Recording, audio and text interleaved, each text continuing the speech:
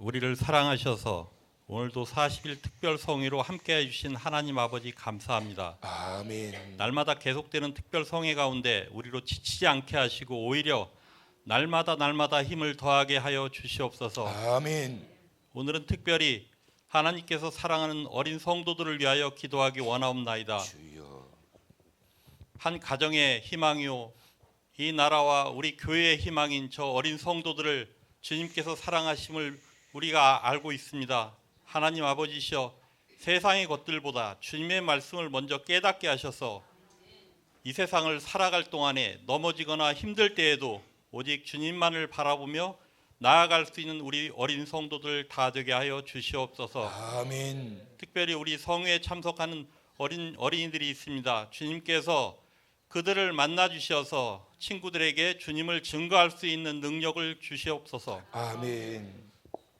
또한 하나님께서 닮아가라 하신 저 어린 성도들을 바라보며 우리들도 저들처럼 순수한 마음을 가지고 하나님을 섬기는 우리 모두가 다 되게 하여 주시옵소서. 아멘. 오늘 또 말씀 들고 서신 사자 목사님 강건케 하셔서 영적으로도 피곤치 않게 하시고 육적으로도 피곤치 않게 하셔서 우리 모두에게 주님의 말씀을 먹이게 부족함 없게 하여 주시옵소서. 아멘. 우리들 모두를 푸른 초장 맑은 시냇물가로 인도하게 하여 주시옵소서. 아멘. 끝까지 주님께서 인도하시고 지켜주실 것 믿고 예수 그리스도의 이름으로 감사하며 간절히 기도하옵나이다. 아멘. 아멘.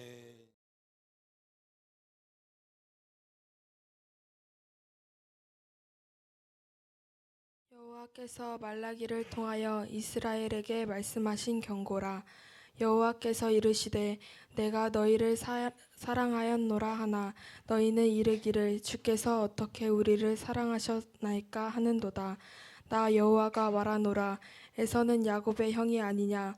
그러나 내가 야곱을 사랑하였고 에서는 미워하였으며 그의 산들을 황폐하게 하였고 그의 산업을 광야의 이리들에게 넘겼느니라. 에돔은 말하기를 우리가 무너뜨림을 당하였으나 황폐된 곳을 다시 쌓으리라 하거니와 나 만군의 여호와는 이르노라. 그들은 쌓을지라도 나는 헐리라. 사람들이 그들을 일컬어 악한 지역이라 할 것이요 여호와의 영원한 진노를 받은 백성이라 할 것이며 너희는 눈으로 보고 이르기를 여호와께서는 이스라엘 지역 밖에서도 크시다 하리라. 아멘.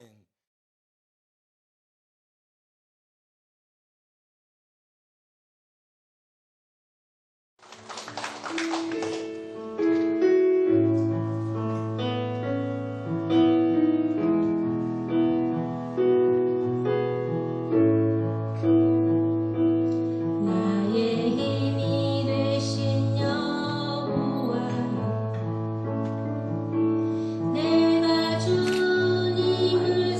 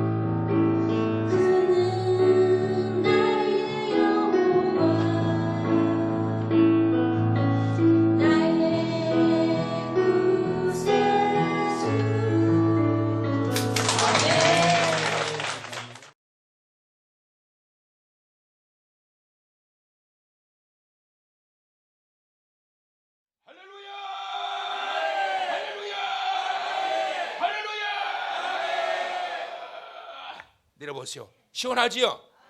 안 시원한 사람들은 잘못된 거예요. 뭐 잘못한 거예요. 어깨가 양쪽이 시원하지요? 할렐루야 아멘은 안 시원할 수가 없지. 자, 그러고 또 말씀 들어야 또 이제 또 말씀이 쏙쏙 들어오지요.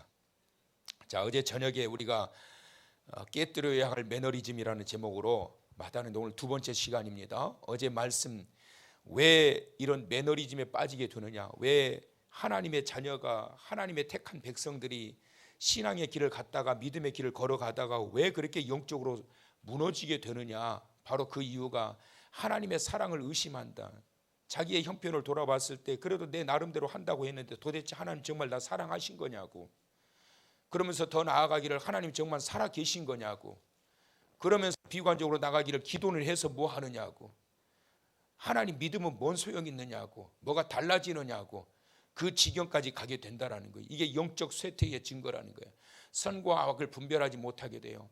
뭘 잘못했는지도 모르고 완전히 깜깜 영적인 맹인이 돼가지고 뭐가 잘못됐는지도 모르고 이렇게 살게 된다라는 말이에요. 이게 말라기 시대의 이 백성들이 이 어리석은 모습이었다.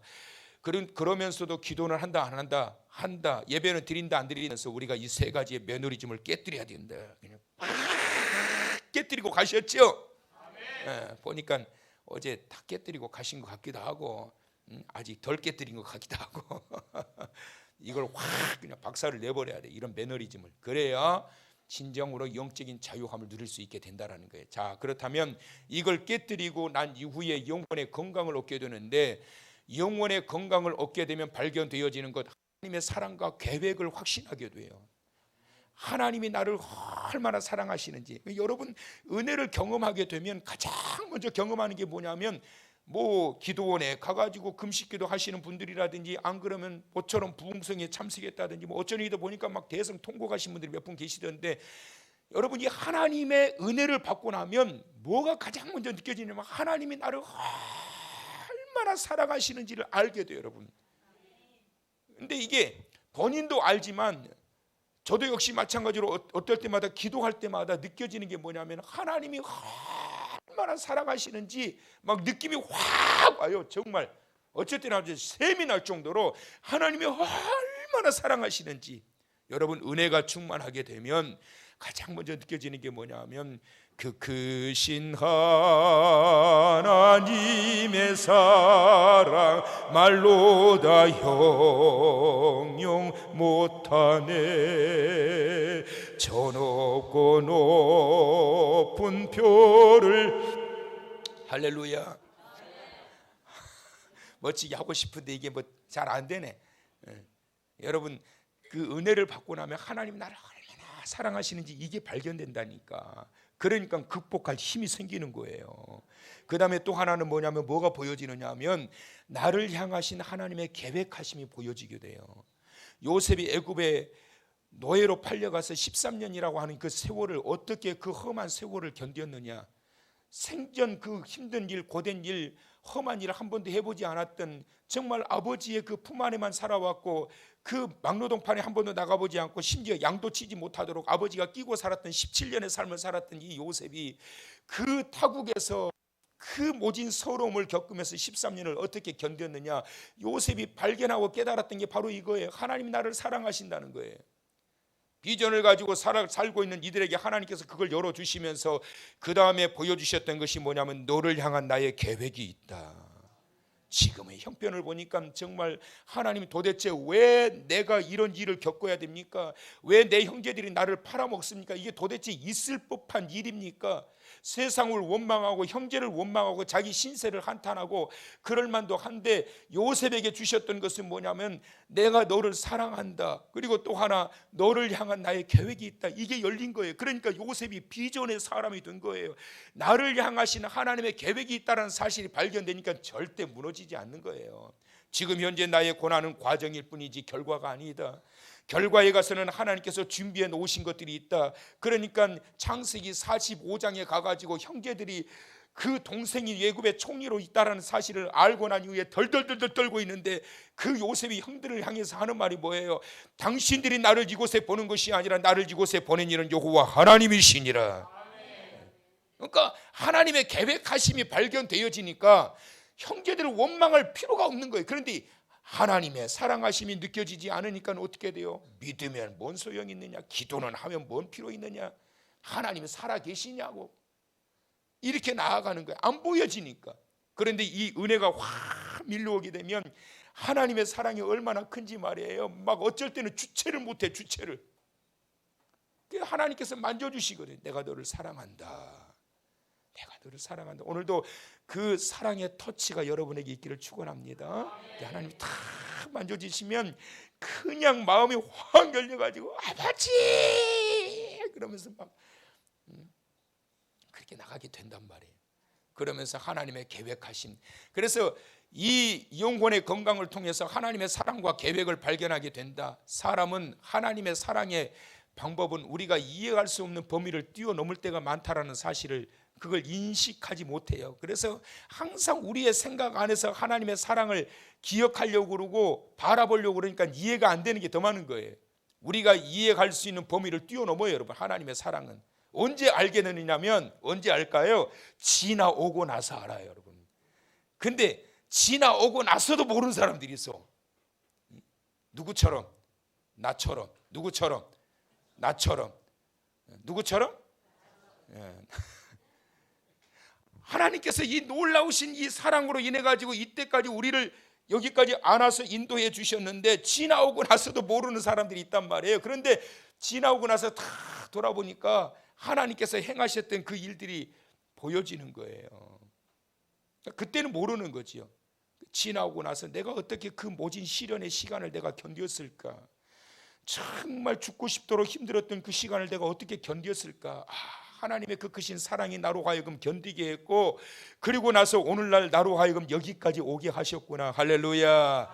그러니까 여러분 이해하지 못하고 넘어갈 때가 많아요. 그러면 하나님이 어떻게 사랑하실까? 크게 읽어보실까요? 시작. 최고의 형태보다 최선의 방향으로 인도하신다. 믿으시면 하나님의 사랑의 방법을 제가 설교 준비를 밤늦게 막 하면서 4가지를 하나님이 말씀해 주시더라고요. 우리 인간은 항상 최고의 형태를 바라봐. 최고의 형태 무엇이 되느냐. 그래서 최고의 형태만 바라보는데 그것이 하나님의 사랑이라고 생각하는데 천만의 말씀, 하나님은 최선의 방향으로 우리를 인도하신다. 할렐루야. 여러분 삶은 방향이 중요한 거예요. 방향. 어디로 가느냐, 어느 방향을 향해서 나아가느냐, 이게 중요한 것이지 최고의 형태를 지향하는 것들이 바로 우리 인간들의 모습이란 말이에요. 하나님의 사랑은 우리가 최고가 되도록 세우시는 것이 목표가 아니라 하나님께서 보시기에 가장 바람직한 최선의 방향으로 인도하시기 위한 것이 하나님의 목적이시고 그것이 하나님의 사랑의 방법이심을 믿으시기 바랍니다.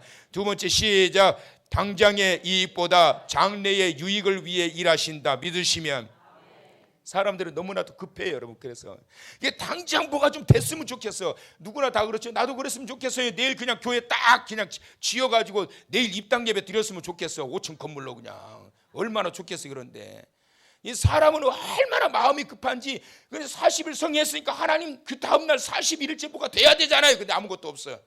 좀 기다려야지. 당장의 이익보다 하나님은 장래의 유익을 위해 일하신다. 바울은 이 사실을 깨닫고 난 이후에 그가 뭐라고 그래요?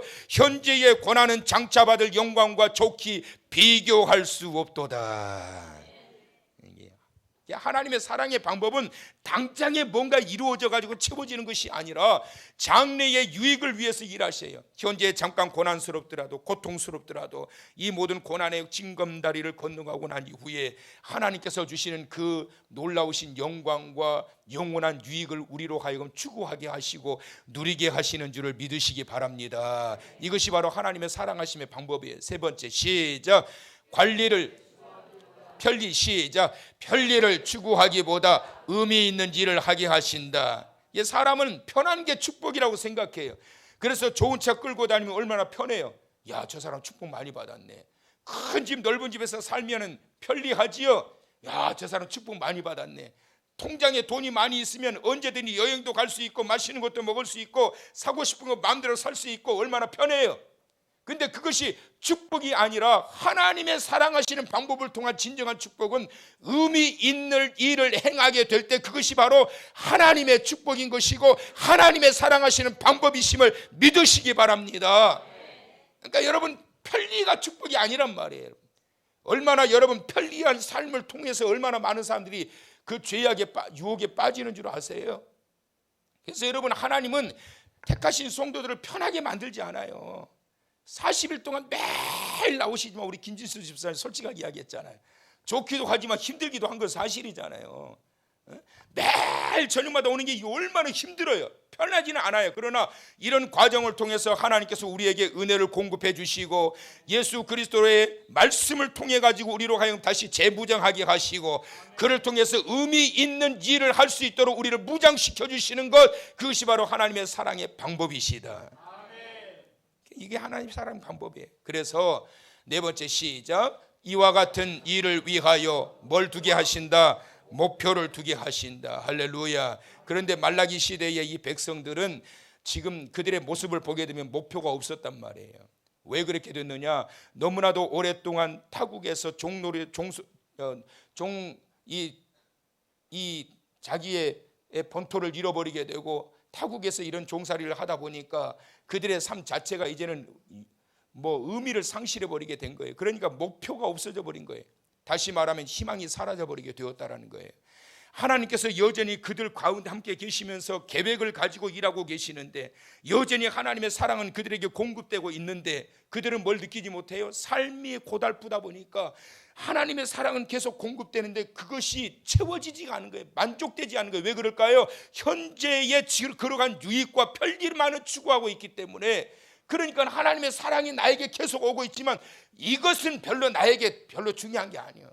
당장 뭐가 있어야 되는 거고, 뭘 누려야 되는 거고, 내가 인간적으로 추구하는 그러한 것들이 만들어져야 그게 하나님의 축복인 거예요. 그러니까 이 백성들에게 하나님의 계획이 있었어요. 조금 있으면 너희들을 다시 포로된 자리에서 돌아가게 할 것이다. 지금도 내 택한 백성들에게 하나님의 그 크신 사랑이 부어지고 있다. 그래서 그들이 그 이방 땅에서도 견디게 하셨던 것 아니겠어요? 그런데 이 백성들은 목표를 상실해 버렸고, 그래서 결국은 희망을 잃어버리게 되었다.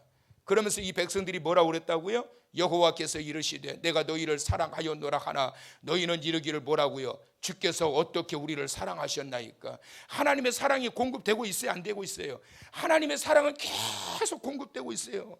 이 시간에도 여러분, 나에게만 하나님의 사랑이 오는 것이 아니라 여러분에게도 지금 이 시간 하나님의 사랑이 공급되고 있음을 믿으시기 바랍니다. 야, 우리 하나님은 목사님 되게 사랑하시나 봐. 이렇게 하나님께서 매일 설교하게 하시고. 근데 여러분, 나에게만 하나님의 사랑이 임하는 것이 아니라 하나님의 택하신 모든 성도들에게 계속 사랑이 공급된단 말이에요. 그런데 삶이 고달프니까 인간적인 그러한 추구하는 그러한 욕망이 하나님의 뜻과는 별개가 되다 보니까 어떻게 해요? 주께서 어떻게 우리를 사랑하셨나이까? 내가 너희를 사랑한다 그러는데 아무리 자기가 볼 때는 하나님이 사랑하시는 게 아니야. 지금 보니까 내 삶의 모습을 보면, 내 삶의 형편을 보면 나 정말 하나님 사랑받고 있는 게 이게 맞는 거예요. 이게 왜 그럴까요? 생각이 다른 거예요. 하나님의 사랑을 받는다고 한다면 내가 이렇게 살아야 되느냐고, 이 모습 이 모양으로 이렇게 사는 게 하나님 사랑 받는 거냐고. 그러나 하나님 분명히 말씀하세요. 내가 너희를 사랑하였노라. 그것은 무슨 말이에요? 진행형. 계속 하나님이 사랑을 공급해주고 있는 거예요. 어떻게? 여호와가 말하노라 에서는 야곱의 형이 아니냐. 그러나 내가 야곱을 사랑하였고 에서는 어떻게 했다? 미워했다. 자, 성경 이제 보세요 여러분. 말라기 2장을 펴보세요. 말라기 2장 2절로부터 4절을 읽어볼 겁니다. 자, 다 같이 크게 한번 읽어봅시다. 1절에 보면 너희 제사장들아 이제 너희에게 이같이 명령하노라. 자, 하나님의 명령이 떨어졌어요. 자, 2절부터 4절 크게 시작. 만군의 여호와가 이르노라 너희가 만일 듣지 아니하며 마음에 두지 아니하여 내 이름을 영화롭게 하지 아니하면 내가 너희에게 저주를 내려 너희의 복을 저주하리라. 내가 이미 저주하였나니 이는 너희가 그것을 마음에 두지 아니하였음이라. 보라, 내가 너희의 자손을 꾸짖을 것이요 똥 곧 너희 절기의 희생의 똥을 너희 얼굴에 바를 것이라. 너희가 그것과 함께 제하여 버림을 당하리라. 만군의 여호와가 이르노라 내가 이 명령을 너희에게 내린 것은 레위와 세운 나의 언약이 항상 있게 하려 함인 줄을 너희가 알리라. 자, 하나님의 사랑하시는 대상들이 나옵니다 여러분. 하나님 사랑하시는 대상들은 누구냐면 세우심의 축복이에요. 세우심의 축복. 어떤 자 같은 야곱은 사랑하셨다. 그런데 하나님의 미워하시는 대상은 어떤 자예요? 세워도 다 헐어버리시는 거예요. 하나님이 세워도 다 헐어버리시는 거죠. 자, 1장 4절을 봅니다, 여러분. 야곱은 사랑하였고 에서는 미워하였다. 그런데 1장 4절 크게 다 같이 시작. 에돔은 말하기를 우리가 무너뜨림을 당하였으나 황폐된 곳을 다시 쌓으리라 하거니와 나 만군의 여호와는 이르노라. 그들은 쌓을지라도 나는 홀리라. 사람들이 그들을 일컬어 악한 지역이라 할 것이요 여호와의 영원한 진노를 받은 백성이라 할 것이며. 아멘. 하나님께서 야곱은 사랑하셨고 이 이스라엘 유다 백성들이 하나님께서 사랑하신다는데 하나님 어떻게 우리를 사랑하신 거예요? 반문하는 그 백성들에게 하신 말씀, 내가 야곱은 사랑하였고 에서는 미워하였다 함과 같으니라. 무슨 말이에요? 하나님이 미워하시는 그러한 대상들은 자기의 의지와 자기의 노력으로 열심히 싸우려고 하지만 하나님께서 가만히 내버려 두지 않는단 말이에요. 여러분, 쌓여지는 것 같지만 결국에는 어떻게 된다? 하나님이 헐어버리신다. 그러나 야곱은 어떻게 된다? 하나님께서 결국에는 세워주신다. 믿으시면 아멘. 그래서 하나님의 미워하시는 대상은 하나님의 헐어버리시는 대상인데 바벨탑도 하나님이 원하시는 탑이 아니었단 말이에요. 결국은 성공하지 못하고 중단되지요. 고모라와 소돔 땅도 얼마나 휘황찬란했어요. 세상적인 잣대로 보면 그런 축복받은 사람들이 어디 있으며 그런 축복받은 민족이 어디 있겠냔 말이에요. 그런데 결국에는 하나님이 어떻게 하셨어요? 헐어버리셨단 말이에요. 헐어버리셨어요. 자, 하나님의 명령하셨어요. 이제 너희에게 이같이 명령하노라. 2장 1절. 이제 너희에게 이같이 명령하노라. 자, 어떤 자들에게 명령하신 거예요? 듣지 않는 자들을 향하신 명령이에요.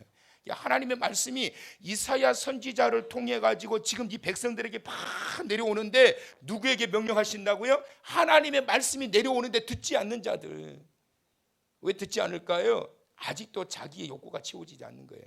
그러니까 여러분, 하나님의 말씀을 받고 여러분이 신앙의 생활을 걸어갈 때 중요한 것은 뭐냐면 하나님의 그 관점에서 봐야지 내 관점에서 보게 되면 한없이 좌절스러울 수밖에 없는 거예요. 하나님의 계획하심을 볼 수 있는 눈이 열리길 축원합니다. 요셉의 눈이 열린 것과 같이 하나님의 계획하셨던 나를 향하신 계획이 보여져야 된단 말이에요. 보여지게 될 때 인내할 수 있고 기다릴 수 있고 그 기다림의 결과를 통해서 하나님의 계획하신 대로 하나님의 놀라우신 축복과 은혜를 경험하게 되는 거예요. 듣지 않는 자들을 향해서 하나님이 경고하신 거예요. 두 번째는 경고를 마음에 두지 아니한 자들에게 명령하신 거. 우리가 읽었던 2장 2절에서 4절에 다 나온 말씀이에요. 세 번째, 하나님의 이름을 영화롭게 하지 아니하는 자들에게 내리신 명령이에요. 그러니까 다 하나님의 택하신 백성들이란 말이에요. 이들을 향해서 하나님이 내리신 명령. 네 번째, 형식적인 제사와 절기를 지키는 자들에게 내리신 명령. 그러니까 기도도 해요, 안 해요? 해요. 제사 드려요, 안 드려요? 드려요. 근데 하나님이 이 제사를 절기를 뭐라고 하셨다고요? 바로 형식적인 제사와 절기를 향해서 뭐라고? 똥으로 여기셨단 말이에요. 그러니까 이게 굉장히 무서운 경고의 말씀이에요, 여러분. 그냥 예배는 다 좋은 것이라고 생각하면 안 된단 말이에요. 하나님이 똥으로 여기시는 게 있단 말이에요. 우리의 생각과 우리의 마음이 어떤 마음과 자세를 가지고 하나님 앞에 서 있느냐에 따라서 그것이 향기나는 거룩한 그러한 예배가 될 수도 있고 하나님께서 냄새나서 쳐다보기도 싫은 똥이 있단 말이에요. 가인의 제사는 똥이었단 말이에요. 아벨의 제사는 향기가 있었단 말이에요. 제사라고 똑같은 제사가 아니다. 유다 백성들이 이런 마음과 이런 생각을 가지고 그야말로 이런 절망적인 상황을 가지고 매너리즘에 빠져가지고 그런 좌절감을 가지고 하나님 앞에 나와서 절기를 지킨다고 있으니 하나님이 그걸 받으시겠냔 말이에요. 사랑하는 성도 여러분, 이번 40일 송해 기간을 통하여 여러분의 신앙적인 모든 이런 모습 속에서 이런 매너리즘이 완전히 깨지고 사라지고 그래서 다시 거룩한 존재로 향기롭게 회복되길 축원합니다. 똥의 모습이 되어야 되겠냔 말이에요. 하나님이 얼마나 답답하면 저렇게 표현을 하시면서 경고를 하셨겠냔 말이에요. 그래서 우리의 영혼이 건강하려면 매너리즘이 깨어지고 다시 회복이 되려면 하나님의 사랑을 기억하라. 그 사랑은 지금도 여전히 공급되고 있다. 믿으시기 바랍니다. 믿으시기 바랍니다. 하나님의 사랑이 천사도 흠모할 정도로 하나님의 사랑이 계속 공급된다니까요. 제가 정말 제가 안수받고 기도받았던 그 때에 정말 제가 마음에 남겨지는 그 말씀이 있었어요.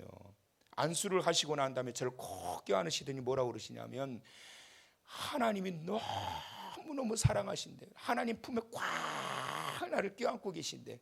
또 얼마나 행복한지 말이에요. 마치 어린아이가 엄마 품에 탁 이렇게 안겨 있듯이 우리 주희처럼 저렇게 주희가 감기 걸렸는데 저렇게 안겨 있다 보니까 엄마한테 얼마 벌었어.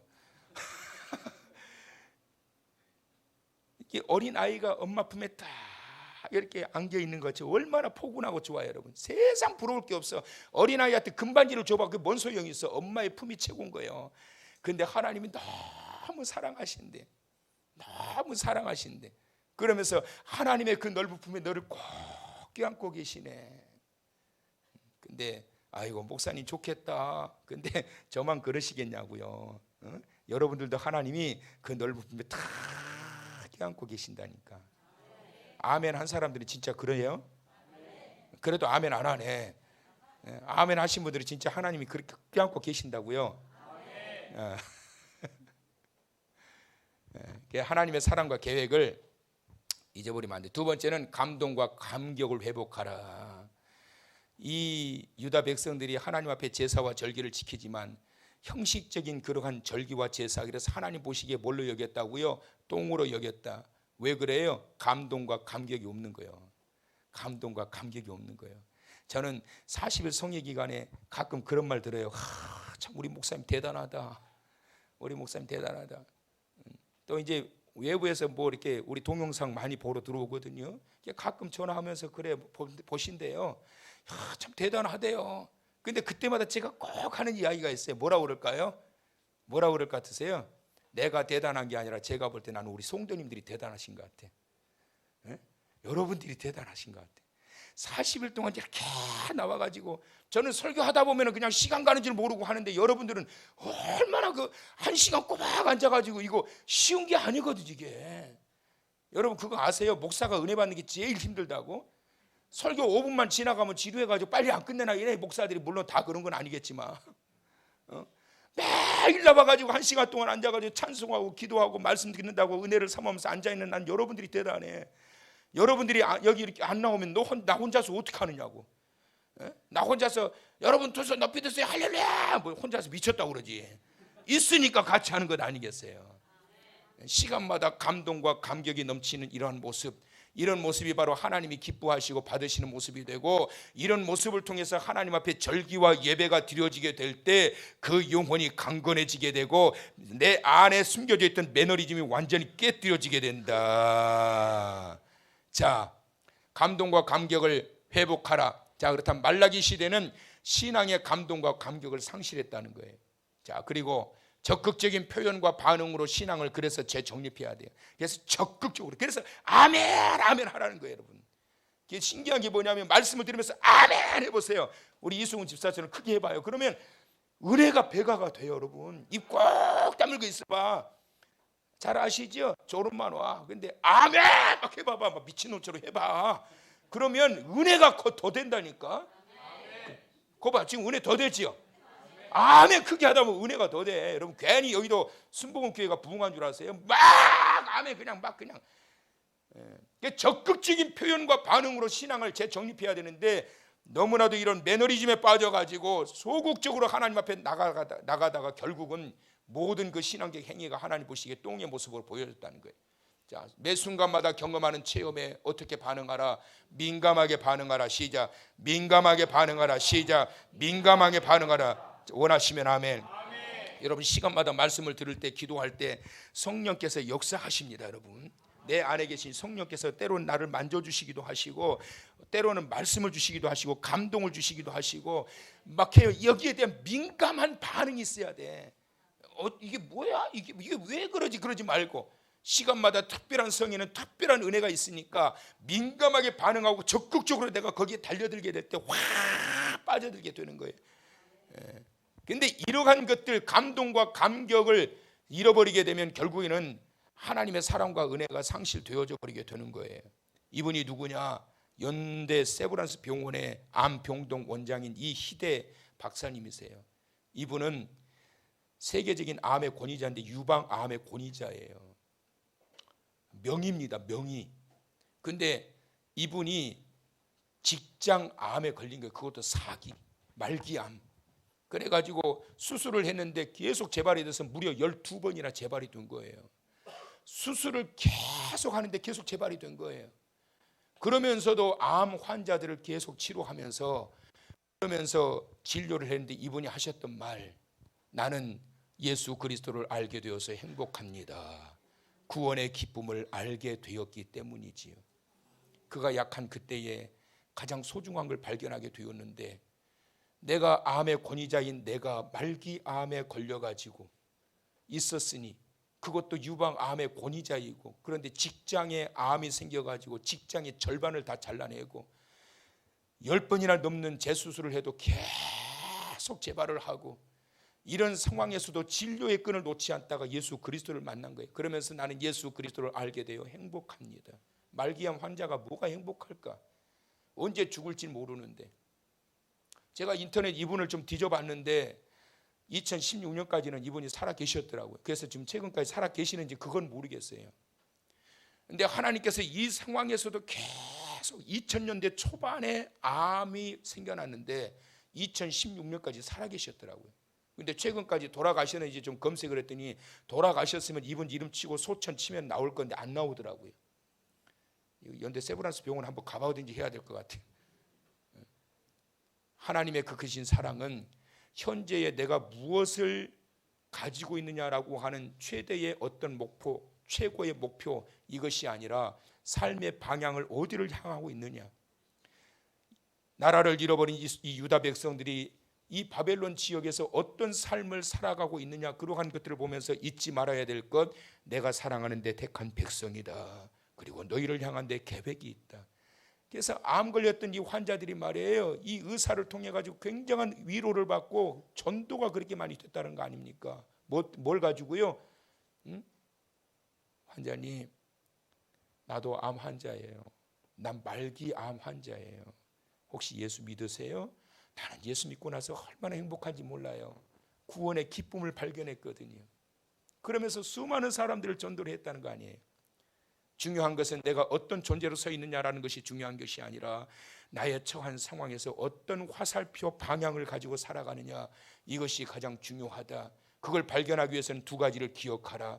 그럼에도 불구하고 하나님은 여전히 나를 사랑하신다. 말기암 환자이지만 이 모습 이대로 하나님은 나를 사랑하셔서 나를 사용하신다. 그리고 이 부족한 나를 향해서 하나님의 계획을 갖고 계신다. 이것을 이 말라기 시대의 이사야 선지자를 통해서 보여주기를 원하셨던 거예요. 오늘의 결단. 자, 다 같이 시작. 나를 향하신 하나님의 사랑과 계획을 확신하며 흐트러진 내 삶의 감동과 감격으로 채워서 매너리즘을 깨뜨리기를 원합니다. 원하시면 자, 한 10만 배 크게 똑같이 하면은 이제 더 올라가요. 자, 시작. 나를 향하신 하나님의 사랑과 계획을 확신하며 흐트러진 내 삶의 감동과 감격으로 채워서 매너리즘을 깨뜨리기를 원합니다. 원하시면 그렇게 되기를 주님의 이름으로 축원합니다.